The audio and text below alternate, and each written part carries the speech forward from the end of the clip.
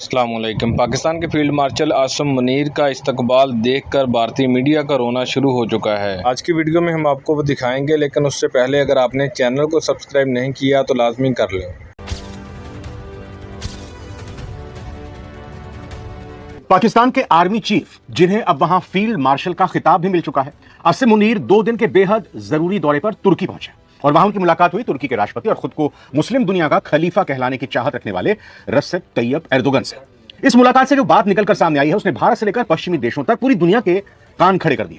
खबर है कि तुर्की अब सऊदी अरब और पाकिस्तान के बीच हुए उस महासुरक्षा समझौते यानी डिफेंस पैक्ट में शामिल होने के लिए तैयार हो गया है, जिसे कूटनीति की भाषा में इस्लामिक नेटो कहा जा रहा है।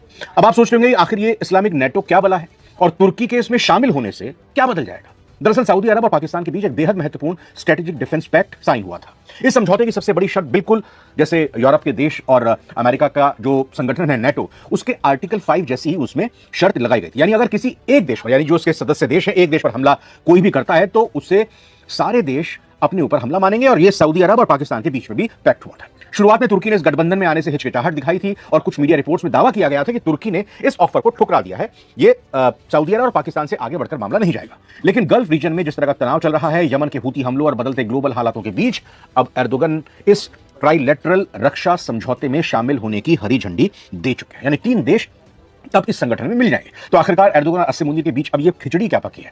डिफेंस एक्सपर्ट ये कहते हैं कि पाकिस्तान के आर्मी चीफ आसिम मुनीर ने ये जो एक नई डिफेंस डॉक्ट्रिन तैयार की है, एक सिद्धांत बनाया है, इस डॉक्ट्रिन के तहत पाकिस्तान खुद को मुस्लिम देशों का सबसे बड़ा सैन्य रक्षक साबित करना चाहता है।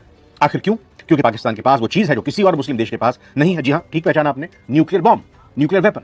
इस समझौते के तहत पाकिस्तान अपनी सैन्य ताकत और न्यूक्लियर अम्ब्रेला का भरोसा सऊदी अरब और तुर्की जैसे देशों को दे रहा है। बदले में उसको क्या मिलेगा पाकिस्तान को? क्योंकि पाकिस्तान तो मशहूर ही है अपना कटोरा लेकर दुनिया भर में घूमने के लिए। अगर वो किसी को दे रहा है, देता हुआ दिखाई दे रहा है, तो फिर बदले में क्या लेगा? तो तुर्की से ड्रोन और एडवांस मिलिट्री टेक्नोलॉजी की जो बादशाहत है, उसमें पाकिस्तान और सऊदी को हथियार टेक्नोलॉजी ट्रांसफर एक तरह से कहें कि होगी या हो सकती है इस पैक्ट के सामने आने के बाद। और सऊदी अरब की अगर बात करें तो इस पूरे प्लान के लिए अरबों डॉलर की फंडिंग यानी पैसे का इंतजाम करेगा। यानी सीधे शब्दों में कहें तो सऊदी का पैसा, तुर्की की टेक्नोलॉजी और पाकिस्तान की परमाणु ताकत, मिल गया ना एक परफेक्ट त्रिकोण।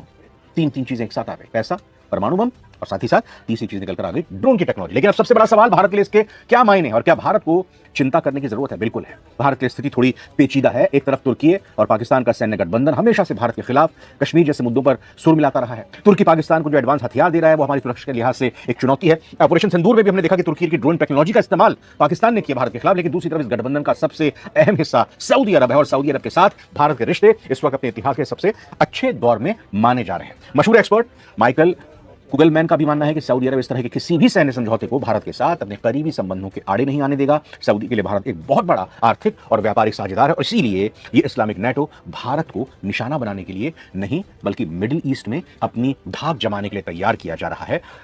तो कुल मिलाकर बात यही है कि कर्ज के दलदल में फंसे पाकिस्तान को बचाने के लिए छटपटा रहे मुनीर अब एर्दोगन के इस मंजूरी से एक बड़ी कूटनीतिक जीत मानकर चल रहे हैं। तुर्की के इस कदम से मिडिल ईस्ट का पूरा पावर बैलेंस बदलने वाला है। वैसे आपको क्या लगता है? क्या सऊदी, पाकिस्तान और तुर्की का ये नया मिलिट्री अलायंस वाकई जमीनी तौर पर असरदार साबित होगा या आपसी मतभेदों के कारण यह सिर्फ कागजों पर ही सिमट कर रह जाएगा? और इसका दायरा क्या और भी मुस्लिम देशों के साथ मिलकर बढ़ सकता है? यानी 57 मुस्लिम देश सब मिलकर क्या एक साथ आ सकते हैं? अपनी राय नीचे कमेंट बॉक्स में लिखिएगा। ये भी बताइएगा कि भारत चुपचाप ये देखता रहे पूरे डेवलपमेंट को या फिर उसको इस पर कुछ रिएक्शन देनी चाहिए। नमस्कार।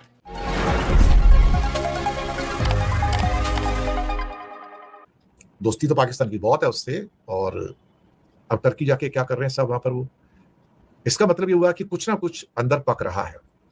अचानक से खबर आती है कि आसिम मुनीर टर्की पहुंच जाते हैं। वहां उनको रेड कारपेट वेलकम दिया जाता है। क्लोज रूम्स के अंदर हाई लेवल मीटिंग्स हो रही हैं। शरीफ के साथ साथ आसिम मुनीर इस समय पाकिस्तान की पॉलिटिक्स के अंदर एक इमर्जिंग स्टार हैं। जी हाँ, अब सिर्फ 2 ही लोग ऐसे हैं पाकिस्तान के अंदर जिनकी चर्चा होती है, एक शहबाज शरीफ की और एक आसिम मुनीर की। और कई मायनों में ऐसा लगता है कि आसिम मुनीर नंबर 1 है पाकिस्तान के और शहबाज शरीफ ऐसा लगता है कि सिर्फ कुर्सी पे बैठे हुए हैं, लेकिन असली ताकत ये महसूस हो रहा है कि वो आसिम मुनीर के पास आ चुकी है। अंकारा के एहसन बोगा हवाई अड्डे पर टर्की के प्रेसिडेंट एर्दोगान से उनकी मुलाकात होती है। ये एक सीक्रेट मीटिंग थी, बिना किसी प्रीवियस डिक्लेरेशन के या अनाउंसमेंट की हुई है।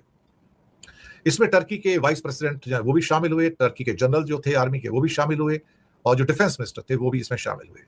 टर्की का एक डिस्टिंग्विश सर्विस मेडल है, वो भी फील्ड मार्शल मुनीर को दिया गया। अब दोनों के बीच में रिश्ता तो खैर काफी मजबूत है, इसमें कोई शक वाली बात नहीं है, लेकिन जियोपॉलिटिकल जो चेंजिंग हालात हैं इस टाइम गल्फ के अंदर यानी कि मिडल ईस्ट के अंदर, जिसको अमेरिका की नजर में देखा जाए तो उनके चश्मे से उसको वेस्ट एशिया कहा जाता है, कि वहां पर इस टाइम जो टेंशन है ये पूरी दुनिया एक्चुअली उससे कांप रही है। पाकिस्तान को एक किस्म से एक मीडिएटर की भूमिका मिली थी। आप सबको क्या लगता है कि पाकिस्तान के फील्ड मार्शल आसिम मुनीर से किन किन को ज़्यादा मसला है, यानी कि कौन है जो पाकिस्तान के फील्ड मार्शल से परेशान ज़्यादा है? आप उनका नाम कमेंट सेक्शन में लिखें, चाहे वो एक ही नाम क्यों ना हो। और अगर आप इंडियन रिएक्शन वीडियोस देखना और सुनना पसंद करते हैं तो चैनल को सब्सक्राइब करने के साथ बेल आइकन को भी दबा दें ताकि आने वाली तमाम वीडियोज़ के नोटिफिकेशन आप तक बआसानी पहुँच सकें।